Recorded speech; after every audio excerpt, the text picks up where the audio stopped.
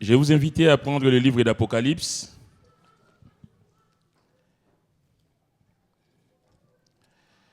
Apocalypse au chapitre 2. C'est une pensée que le Seigneur m'a mise sur le cœur tout au long de la semaine. Donc de faire une étude sur les 7 églises d'Apocalypse. Et là, ce matin, je vais avec vous aborder, si vous voulez bien, le chapitre 2 où il est dit, c'est donc l'apôtre Jean qui reçoit la révélation. Il écrit à l'église, la Bible dit, on va lire au verset 1er, écrit à l'ange de l'église d'Éphèse. Voici ce que dit celui qui tient les 7 étoiles dans sa main droite, celui qui marche au milieu des 7 chandeliers d'or. Je connais tes œuvres, ton travail et ta persévérance. Je sais que tu ne peux supporter les méchants, que tu as éprouvé ceux qui se disent apôtres et qui ne le sont pas, et que tu les as trouvés menteurs, et que tu as de la persévérance, que tu as souffert à cause de mon nom, et que tu ne t'es point lassé. Verset 4. Mais ce que j'ai contre toi, c'est que tu as abandonné ton premier amour. Souviens-toi donc d'où tu es tombé. Repens-toi et pratique tes premières œuvres. Sinon, je viendrai à toi et j'ôterai ton chandelier de sa place, à moins que tu ne te répandes. Tu as pourtant ceci, c'est que tu hais les œuvres de Nicolaïte, œuvres que je hais aussi. Que celui qui a des oreilles entende ce que l'Esprit dit aux églises. À celui qui vaincra, je donnerai à manger de l'arbre de vie qui est dans le paradis des dieux. Amen. Nous allons demander la grâce de Dieu. Seigneur, merci pour ces instants. Seigneur, ma prière est que vraiment tout soit pour ta gloire. Bénis ta parole, Seigneur, parce que ta parole est déjà bénie. Seigneur, mais combien nous voulons la saisir, Seigneur, spirituellement. Tu es Dieu Tout-Puissant qui connaît les besoins, les attentes de cœur, Seigneur. Ma prière ce matin, que tu puisses passer dans le rang, visiter ton peuple, Seigneur. Fais ton œuvre, toi qui connais le besoin. Manifeste ta gloire, ta puissance, s'il te plaît.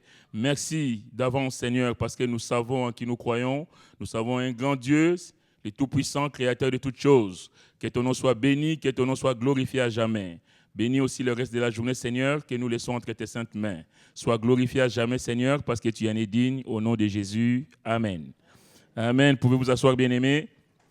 Alors, avant de commencer cette étude, il est bon, je jugeais nécessaire de parler de l'Apocalypse. L'Apocalypse, vous savez, c'est le dernier livre de la Bible, il va de soi, après il n'y a plus rien. Mais le mot Apocalypse, c'est un mot qui dérive du grec, qui veut dire, Apocalypsis, qui veut dire révéler. Révélation, du latin révélare et qui donne révélation. D'ailleurs, il y a certaines Bibles qui traduisent l'Apocalypse par révélation. Alors, la révélation de quoi ? On est ici dans un contexte, on va dire, particulier. L'apôtre Jean qui nous adresse le livre de l'Apocalypse reçoit une révélation. C'est Dieu lui-même, c'est Jésus qui se révèle à l'apôtre Jean. Je vais vous dire ce matin, bien-aimé, j'entends souvent le mot révélation à gauche, à droite, mais une vraie révélation, c'est Dieu lui-même qui se révèle. C'est quelque chose de spirituel. Ce n'est pas une invention humaine, ce n'est pas parce qu'on a décidé un matin de tiens, Dieu m'a révélé que tu es ceci. Ici, c'est Jésus qui se présente à son serviteur, et la Bible dit que Jean lui-même va lui dire, je fus saisi par l'Esprit au jour du Seigneur. Ce n'est pas quelque chose d'inventé par une quelconque manipulation humaine, mais c'est le Seigneur par le Saint-Esprit qui s'est saisi de son serviteur pour lui dire des choses qu'il va nous transmettre. Révéler, c'est lever le voile. Dieu a décidé de créer l'homme. La Bible dit que Dieu, quand il a créé l'homme, il a trouvé que tout était parfait. Mais vous savez comme moi que le malin est passé par là. Ce qui était parfait a été détruit. Mais Dieu, dans sa bonté, ne nous a pas abandonnés.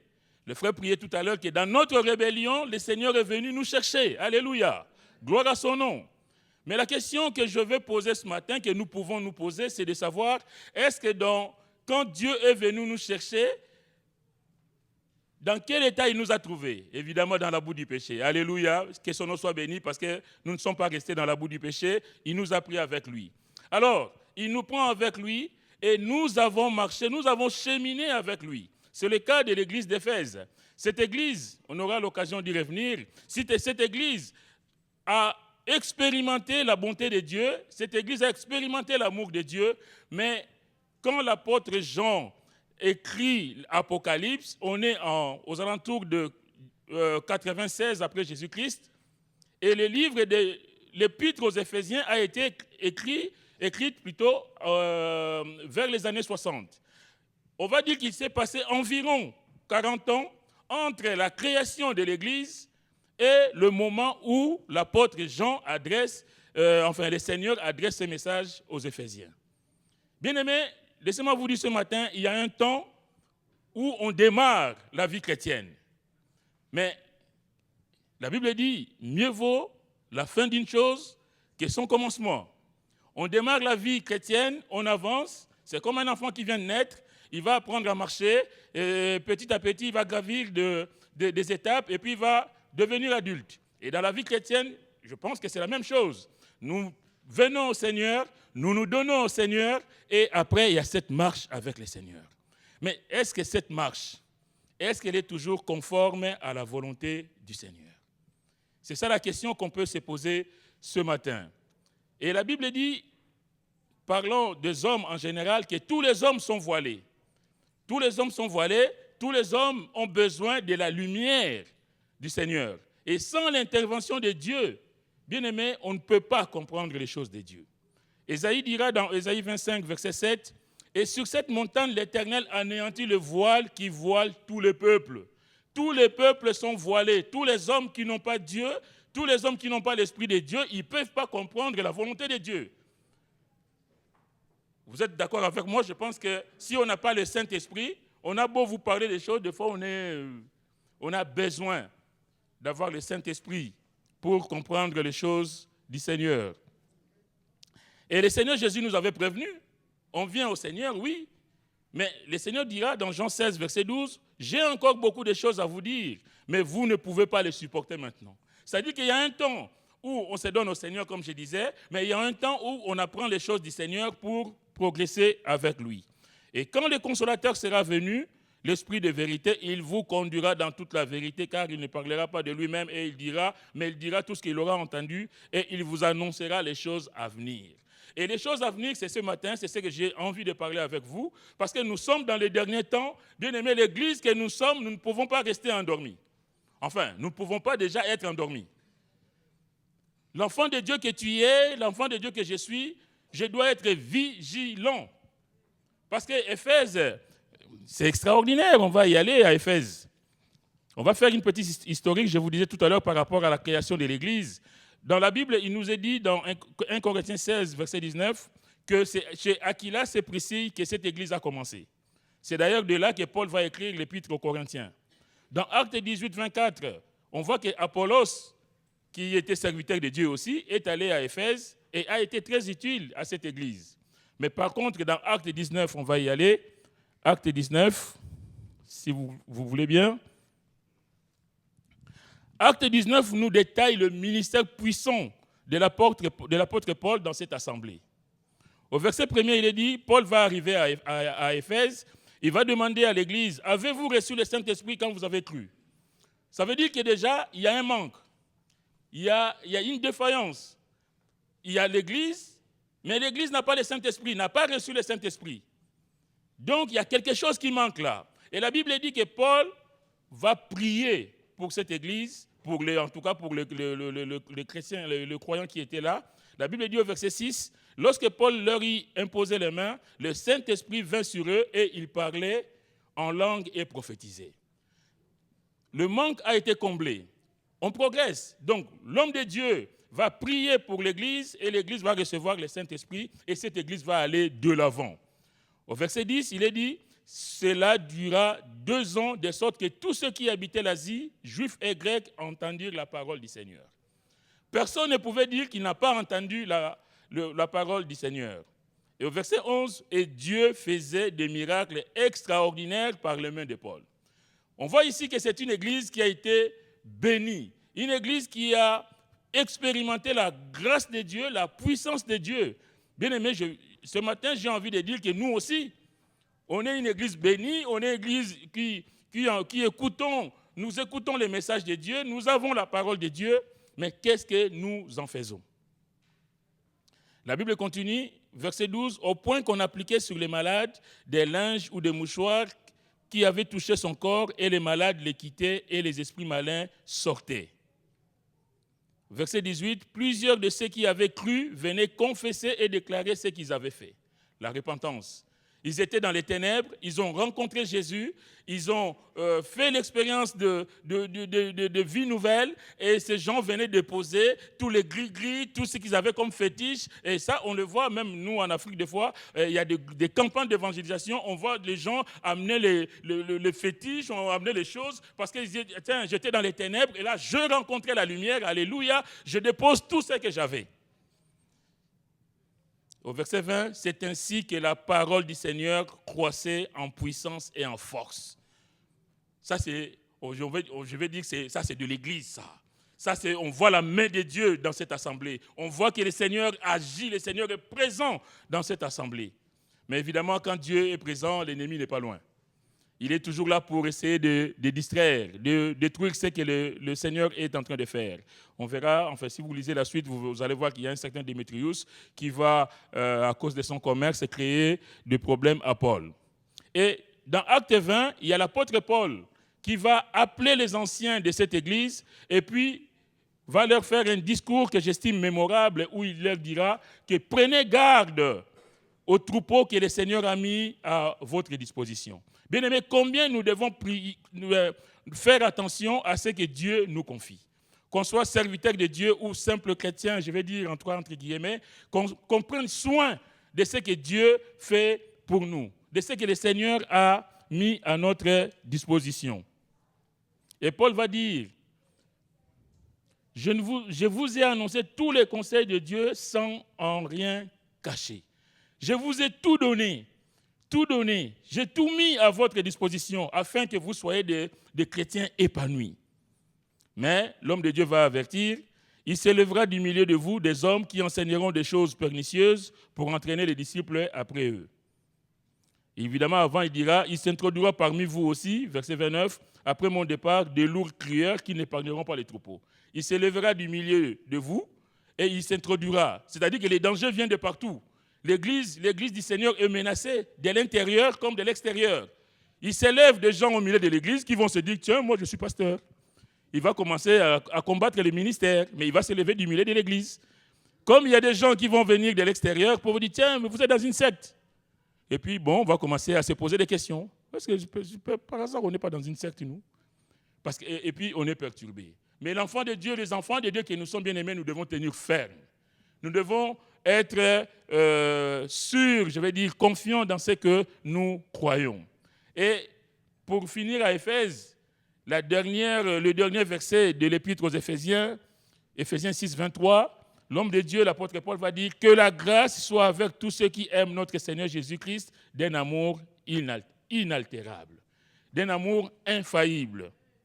Bien-aimés, tous ces détails sont très importants pour comprendre le titre du Seigneur, la lettre du Seigneur en tout cas aux Éphésiens. Alors, la réalité de cette assemblée, on va dire quelques mots. Dieu va dire, écris à l'ange. Écrit à l'ange. Évidemment, s'il y en a qui, le très très spirituel, pensent que c'est un ange qui vole, je ne sais pas qui est quelque part, mais l'ange ici, c'est le messager, c'est le responsable de l'Église. C'est celui qui a la responsabilité de conduire le peuple de Dieu à Éphèse. Et le Seigneur va lui dire, je connais tes œuvres. Je connais tes œuvres. Bien-aimés, ce matin, je vais vous dire que on peut se cacher devant les hommes, mais on ne peut pas se cacher devant Dieu. Il dit à l'Église, je connais tes œuvres. Je ne sais pas, quelquefois, on se dit chrétien, on a une belle apparence de piété, mais en même temps, on a son petit pied dans le monde. Et on fait des choses qu'on croit ignorer de Dieu. Mais comment veux-tu te cacher devant Dieu? C'est pourquoi le Seigneur dit ici à l'église d'Éphèse, il dit, je connais tes œuvres. Mon frère, ma soeur, et moi aussi, Dieu connaît mes œuvres. Si je suis hypocrite, Dieu le sait. Si tu es à l'église ce matin, qu'en même temps, la nuit, tu passes devant l'Internet pour regarder des films bizarres, mais Dieu le sait. On a beau faire semblant de... Enfin, beau, excusez-moi. Mais en tout cas, je vais être... C'est vraiment ce que le Seigneur a mis sur mon cœur. On a des fois l'apparence de la piété, comme dit la Bible, mais qu'en est-il de notre vraie relation avec le Seigneur? Mais ce matin, le Seigneur nous dit, je connais ton cœur, je connais tes œuvres, je sais ce que tu fais. D'ailleurs, j'ai envie de dire, comment en serait-il autrement quand il dit, voici ce que dit celui qui tient les 7 étoiles dans sa main droite, celui qui marche au milieu des 7 chandeliers d'or. Celui qui marche au milieu de 7 chandeliers. C'est-à-dire celui qui marche au milieu de l'église.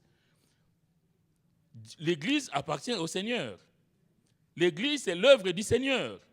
L'église, c'est l'épouse du Seigneur. Dieu, le Seigneur, veille sur son église. Et il dit ici, il marche.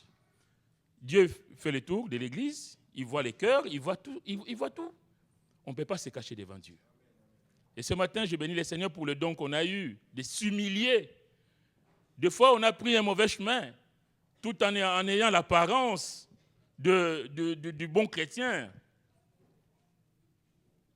mais de réaliser qu'on fait fausse route. Ça, c'est important. Et la Bible dit, l'apôtre Jean va dire, ses yeux étaient comme une flamme de feu. Comment voulez-vous que quelqu'un qui a les yeux comme une flamme de feu ne voit pas ce qu'il y a derrière ton cœur, ne voit pas ce qu'il y a dans ta tête? Ce n'est pas possible. Il voit tout. Mais je connais tes œuvres. Et après, il y a quand même Dieu, le Seigneur va décliner, je vais dire, des aspects positifs pour cette église. Si on fait un commentaire, on va dire, de la lettre, on voit qu'il y a quand même des aspects positifs. Si tu ne fais pas attention en lisant cette épître, tu vas dire, mais oui, mais tout va bien dans cette église. Le Seigneur reconnaît à cette assemblée qu'elle est travailleuse, qu'elle est persévérante, qu'elle est courageuse, qu'elle a de la foi, qu'elle prend position par rapport aux choses du monde. On condamne l'avortement. Ouh, alléluia. Non, moi je suis chrétien, je suis contre l'avortement. Mais c'est bien, c'est une bonne chose. Je condamne l'homosexualité. Mais oui, moi aussi. Et l'Église doit prendre position par rapport à ces choses-là. Et même revenant à ces choses-là, moi j'ai dit, par exemple, quand il y avait les élections, le pasteur laissait, moi j'ai pris position par rapport... On ne peut pas, un enfant de Dieu ne peut pas, je veux dire, participer aux œuvres des ténèbres. Moi, honnêtement, je n'ai pas compris qu'il y a des chrétiens qui soutenaient le fait que le mariage, par exemple, homosexuel soit validé. Là, ça à ne rien comprendre. Ou alors, on ne sert pas le même Dieu. Mais l'enfant de Dieu doit prendre position parce que c'est une abomination devant Dieu. Si tu es avec Dieu, tu n'as pas à approuver les choses qui sont contraires à la volonté de Dieu. Ça va de soi.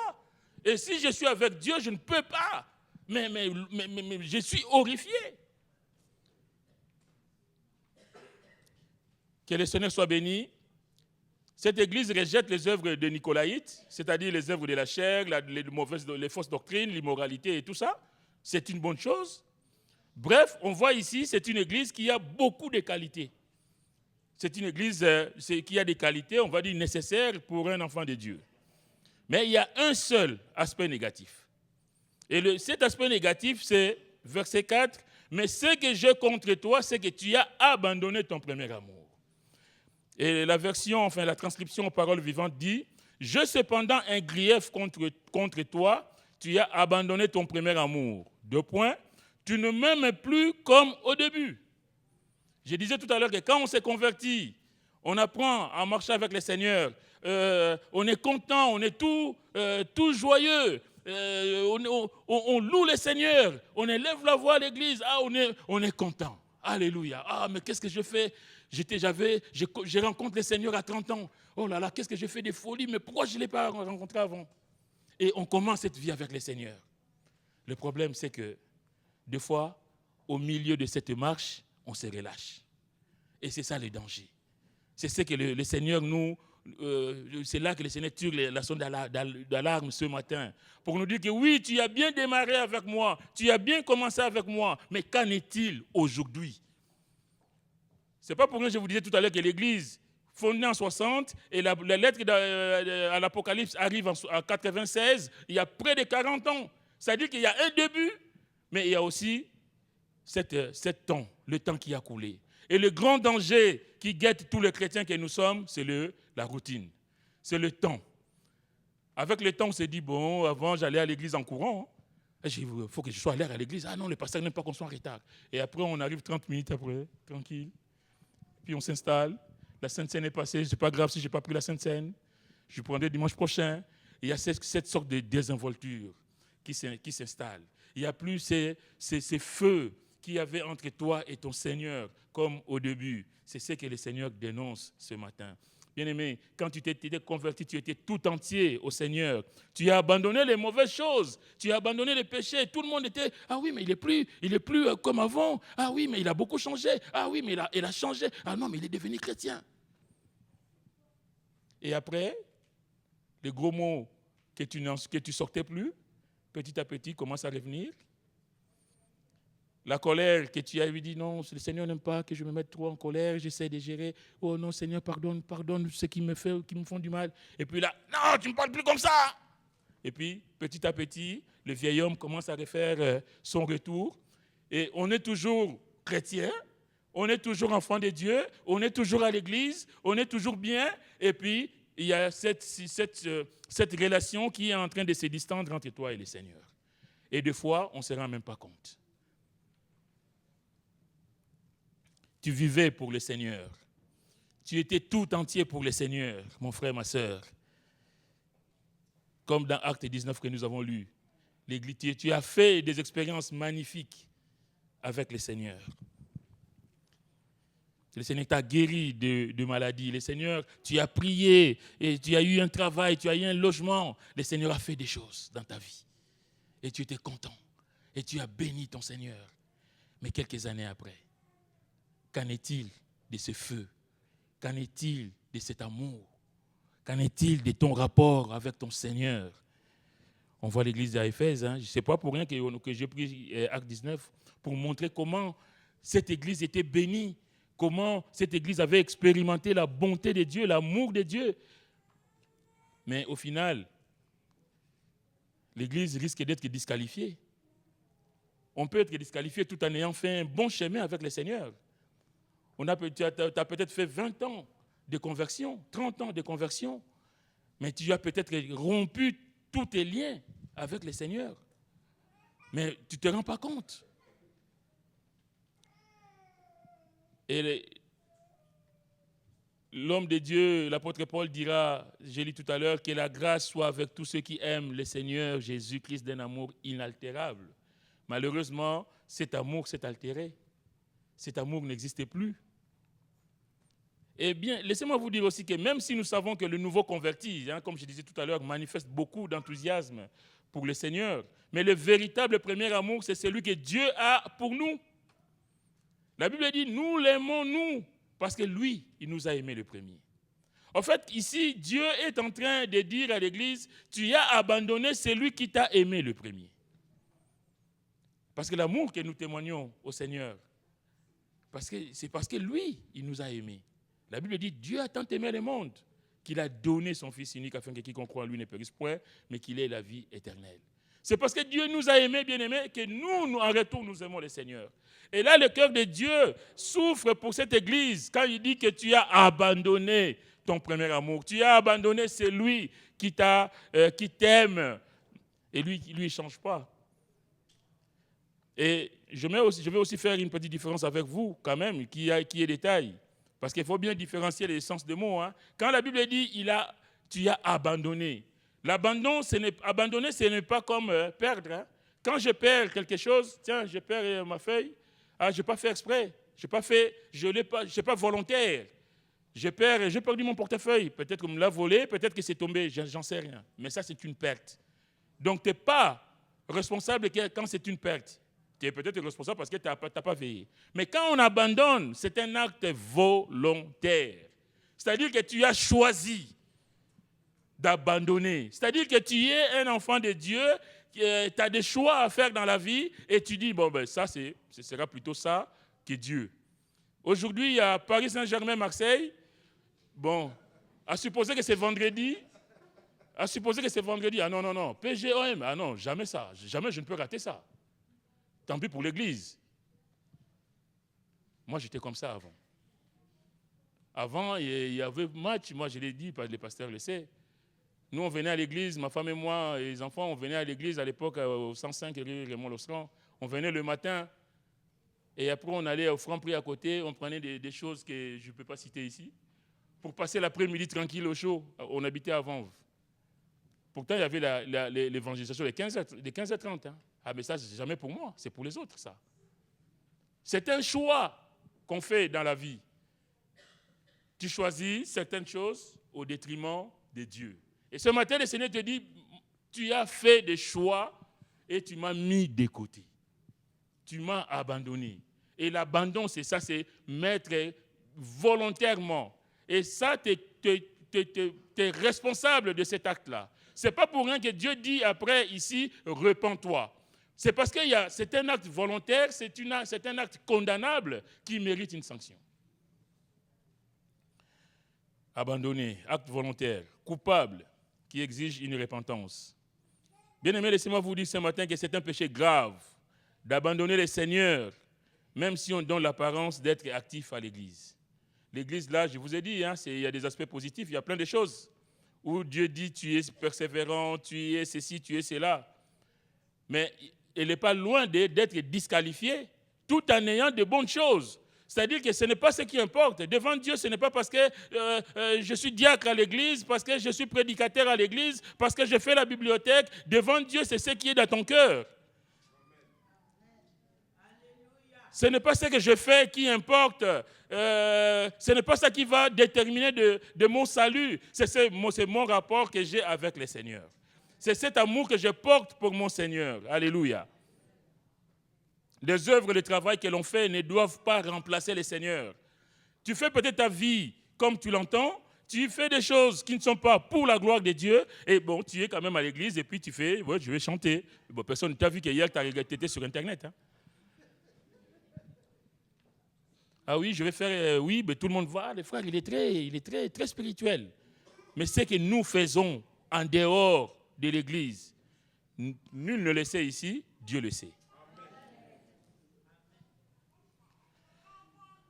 On peut être actif dans la maison du Seigneur, alléluia, que le Seigneur soit béni, mais sans avoir une vraie intimité avec le Seigneur. Et ça, c'est terrible. Et on ne peut pas non plus prétendre travailler pour Dieu dans un but, on va dire, dans un intérêt quelconque. C'est-à-dire que je fais des choses parce que Dieu va me donner. Dieu, lui, il donne. La Bible dit, il est le Dieu d'amour. Il est le Dieu de grâce. Quand on fait des choses par intérêt, par calcul, on est en train d'oublier la grâce infinie de Dieu. Lui, c'est par grâce. Lui, il n'est pas dans les calculs, comme les hommes. Et cette église était rentrée, au fait, dans l'activisme. L'église est en train de bouger. On a l'impression que tout va bien, mais en réalité, c'est une chute spirituelle. Et la même erreur a été commise par les Galates. Quand l'apôtre Paul va dire aux Galates, « Oh, Galates dépourvus de sens », Galates dépourvus de sens, c'est terrible. Il y a des mots dans la Bible, ça me glace la colonne vertébrale. Je dis, ce n'est pas possible. Galates dépourvus de sens. Qui vous a fasciné? Vous devant qui Jésus-Christ était peint comme crucifié. Vous qui avez commencé par l'esprit, comment finirez-vous par la chair? Ça, c'est important de savoir que les Galates aussi étaient tranquilles parce qu'on leur a dit des choses. Ils sont tombés dans une fausse doctrine. Et pour eux, tout allait bien. Et l'homme de Dieu va dire, mais qui vous a fasciné? Comment vous pouvez, vous qui avez bien commencé, et mal finir? C'est pourquoi, bien aimé, ce matin, il y a des choses. Tu as sûrement bien commencé ta vie, sinon tu ne serais pas là, avec le Seigneur. Mais est-ce qu'au jour d'aujourd'hui, où en es-tu avec ton Dieu? Ne sois pas comme les Galates dépourvus de sens. Il y a un temps où il faut quand même s'asseoir et faire le point. Mais Moi, je dis toujours, parce que c'est la Bible qui le dit, Dieu est tellement bon que Dieu, c'est comme le Père, avant de punir les enfants, il l'avertit. Ce matin, Dieu n'est pas là. Le Seigneur ne nous met pas ce message pour nous faire peur, mais c'est pour nous avertir. C'est pour que nous prenions position. Si nous étions sur une mauvaise voie, la Bible dit, sonde-moi, ô Dieu, et connais mon cœur. Éprouve-moi et connais mes pensées. C'est ça. Comme ça, je sais, Seigneur, si je suis sur une mauvaise voie. Ce matin, tu es peut-être sur une mauvaise voie, tu ne le sais peut-être pas. Mais demande au Seigneur de t'aider. Alors la solution, Dieu va dire, au verset 5, « Souviens-toi donc d'où tu es tombé. Répands-toi et pratique tes premières œuvres. » Souviens-toi donc. L'église qui est active, l'église qui a l'apparence où tout va bien, on parle d'Éphèse, je ne parle pas d'église ici, l'église qui a cette apparence, et Dieu va lui dire, souviens-toi d'où tu es tombé. Ça a l'air d'être paradoxal, mais c'est une bonne église, c'est une église qui veille, c'est une église qui condamne les choses du monde, et voilà, et Dieu dit, souviens-toi d'où tu es tombé. Et la transcription nous dit, allons, rappelle-toi de quelle hauteur tu es tombé. Rentre en toi-même, change d'attitude et vis de nouveau comme au commencement. On revient au commencement. Dieu, lui, ne change pas. Mais l'homme, il est fluctuant, comme le temps. L'homme, il est toujours changeant. L'homme, tu as bien commencé avec le Seigneur. Je répète ce que j'ai dit, mais ça a son importance. Tu as bien commencé et puis tu t'es relâché avec le Seigneur. Mais ce matin, le Seigneur te dit, souviens-toi d'où tu es tombé. Répands-toi et pratique tes premières œuvres. Rappelle-toi de quelle hauteur tu es tombé. Des fois, on est tombé, on ne se rend même pas compte. On croit que tout va bien, alors qu'on est déjà dans les profondeurs. Souviens-toi d'où tu es tombé. Ça veut dire aussi, souviens-toi des bons moments que tu as eu avec ton Seigneur. Bien aimé, je disais tout à l'heure que quand on s'est converti, on fait l'expérience avec Dieu, on est content. C'est sur ce moment-là dont nous devons nous souvenir. Ah Seigneur, comment tu m'as guéri de ma maladie. Ah Seigneur, comment tu as délivré ma famille. Ah Seigneur, comment tu m'as béni pour mon travail. Alléluia, que le Seigneur soit béni. Repens-toi, change de conduite, change de mentalité. Et quand il dit rentre en toi-même, c'est-à-dire fais le bilan de ta vie. Fais le bilan. Vous savez, le fils prodigue, quand il est parti, la Bible, qu'est-ce nous dit la Bible? Loin de son père, ayant tout dilapidé. Et là, il va dire, la Bible dit, étant rentré en lui-même. C'est-à-dire qu'il y a un temps où il faut faire le vide autour de soi et un temps où il faut se dire, mais qu'est-ce que je fais ici? Un enfant de Dieu ne va être pas le samedi soir j'allais dire bibliothèque, mais c'est plutôt discothèque. Toute la nuit, et puis 5 heures, ah oui, il y a l'église, et puis on vient à l'église tranquille. Mais un enfant de Dieu, même si tu as été conduit, je ne sais pas, entraîné par les autres, tu dois pouvoir te dire, mais qu'est-ce que je fais ici? Ma place n'est pas ici. Il y a des endroits où non, mes pieds ne doivent pas se trouver ici. Non, je vais sortir de cet endroit. Et c'est ce qui arrive au fils prodigue. Étant rentré en lui-même, il dit, là-bas, ils ont à manger. Les mercenaires chez mon père, ils ont tout. Et moi, qu'est-ce que je fais ici? Combien c'est important pour nous, mes frères, mes sœurs, de se dire des fois, mais qu'est-ce que je fais ici? Pourquoi je suis dans telle position? Pourquoi je connais telle situation? Et là, il va dire, je me lèverai, j'irai vers mon Père, alléluia. Il faut être déterminé dans la vie. Je suis sur une mauvaise voie, mais je ne veux pas rester là, je vais me lever. Je reconnais que je suis fautif, je reconnais que j'ai mal agi, je reconnais que j'ai des comportements qui ne sont pas pour la gloire de Dieu, mais je ne veux pas rester là, Seigneur, parce que je ne veux pas que demain, si tu reviens, d'ailleurs, le titre de ce message, j'ai mis « Jésus revient bientôt, es-tu prêt ?» C'est ça, on est dans le temps de fin. Hein? Et le Seigneur dira au verset 3, « Heureux celui qui lit et ceux qui entendent les paroles de la prophétie et qui gardent les choses qui y sont écrites, car le temps est proche. » Et nous, en tant que serviteurs de Dieu, c'est aussi notre rôle d'alerter l'Église, de dire qu'on ne va pas rester comme ça parce que Jésus revient bientôt. Et si Jésus revenait aujourd'hui, est-ce que je suis prêt? Mon frère, ma soeur, toi qui es là, et même moi qui vous parle, et si le Seigneur revenait là, à l'instant là, est-ce que je suis prêt? C'est la question que je dois pouvoir, que nous devons nous poser à tout moment. Étant rentré à lui-même, qu'on fasse le point, le bilan de ma vie. Ça fait 10 ans que je marche avec le Seigneur, mais est-ce que je suis toujours fidèle au Seigneur? Est-ce que j'ai toujours répondu présent aux attentes de Dieu? Changer de conduite, changer de mentalité. Dieu n'est pas contre les activités, mais il ne faut pas que cela prenne la première place réservée au Seigneur. Des fois, on fait certaines choses, on est content de les faire, parce qu'on estime qu'il faut les faire, mais on a oublié Dieu. Et la Bible nous dit, Dieu est un Dieu jaloux. Je disais ce matin à l'église là-bas que moi, c'est un des versets que j'ai eu du mal à comprendre quand je me suis converti. Tiens, Dieu est jaloux, mais la jalousie, c'est pas bien. Et quand j'ai compris que la jalousie de Dieu, c'est parce qu'il nous veut à lui tout seul. Dieu ne veut pas partager avec quelqu'un d'autre. Dieu, il veut qu'on soit sa propriété privée. Que tu ne sois pas un pied à l'église, un pied dans la discothèque. Que tu sois pas, que tu n'aies pas un bon langage à l'église et à la maison, tu es en train de sortir de gros mots. Que tu sois ce que Dieu veut que tu sois. Alléluia. C'est pourquoi la conclusion, que celui qui a des oreilles entende ce que l'Esprit dit aux églises. À celui qui vaincra, je donnerai à manger l'arbre de vie qui est dans le paradis de Dieu. À celui qui vaincra. On est dans le futur. C'est-à-dire que l'Église est ce qu'elle est, mais l'Église doit sortir victorieuse de la tentation, de toutes les mauvaises choses qui nous guettent.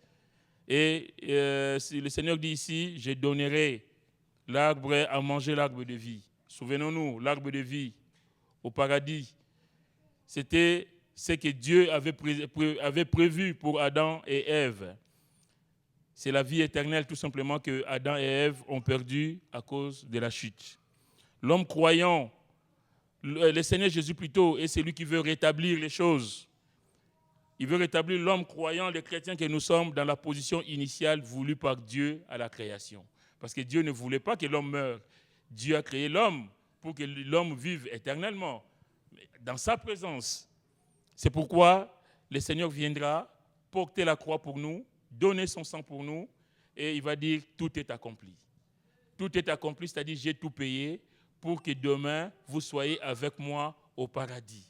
Mes frères, mes sœurs, ma prière ce matin est que nous ne passions pas à côté du salut, que vraiment si dans nos vies il y a encore des choses qui nous interpellent, si ce matin ce message te dit quelque part que tu te retrouves, mon frère, ma sœur, n'est pas dans l'humilité, comme ça a été dit ce matin, de reconnaître, de se ressaisir, parce qu'il n'est pas encore trop tard. Mais demain, ça risque d'être trop tard.